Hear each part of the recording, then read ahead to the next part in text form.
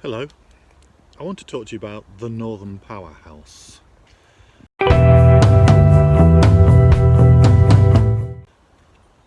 I'm here in the heart of the Northern Powerhouse in Huddersfield, in the foothills of the glorious Pennines. It's 5 years now since the then Chancellor of the Exchequer, George Osborne, coined the term Northern Powerhouse and called for the cities of the north to combine to provide a counterweight to the pull of London in the south. And what's happened in those 5 years? It's my concern that the Northern Powerhouse has not really had much of an impact on the people. There's been a lot of reports written, and if you've watched my previous videos you know what I think about reports. They make no difference at all. There's been a few opportunities for men in grey suits to cut ribbons and stand in front of plaques and wear hard hats. But I'm really not at all convinced that the people who live in this region, the north of England, have seen very much benefit from the Northern Powerhouse. And then about 2 weeks ago, 33 newspapers, most of which see each other as rivals, launched a joint campaign called Power Up the North. Now this campaign outlined a number of objectives. It called for a fundamental shift in decision making out of London, giving devolved powers and self-determination to people in the north. It called for funding for the Northern Powerhouse rail project, delivering a high-speed rail link across the Pennines and between the north cities. It called for an overhaul of the region's road and rail infrastructure. It called for a bespoke industrial strategy for the north of England, asking government and partners to put their weight behind the development of manufacturing in the region. It asked for more investment in the region's schools, colleges and universities, and a boost to skills-based learning.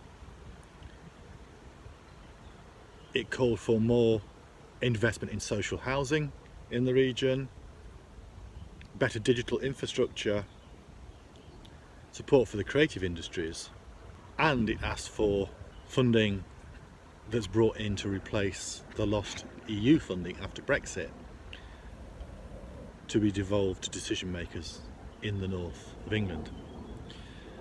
I very much welcome that approach, and I very much welcome the show of unity on the part of the region's newspapers, but I don't think it goes far enough. And if we're talking about devolution, why stop there? Now, I think we've already seen the devolution of health and social care funding, for instance, to the Greater Manchester city region. Now, I've not seen anybody complaining that that has not worked. I've seen only good things coming out of Greater Manchester, with the greater ability of local partners to influence and lever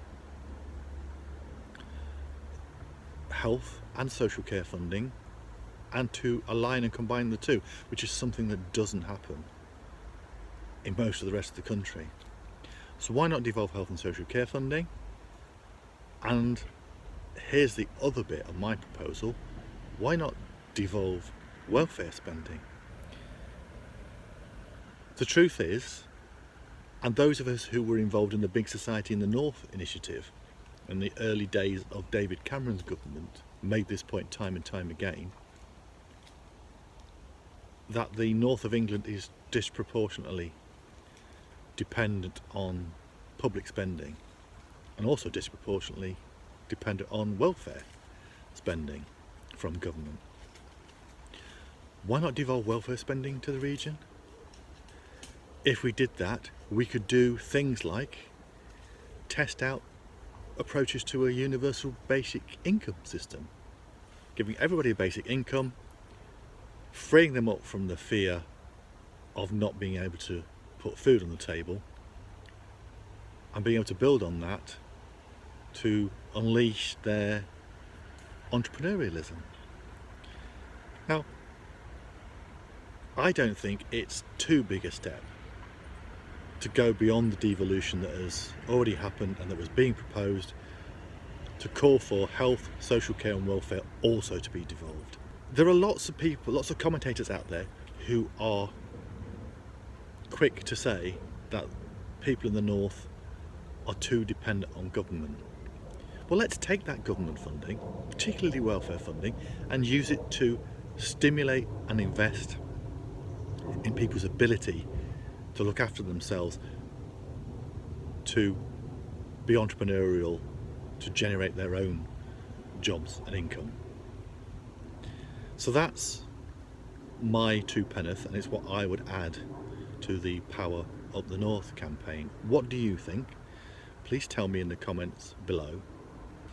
And while you're here, I'm so close to the 1,000 subscriber mark on YouTube now, so if you're not already subscribed to my channel, please hit the button below this video to subscribe to my channel and take me beyond the 1,000 subscriber mark that I need.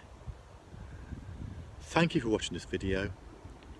I really would like to know what you think about the issues I've raised.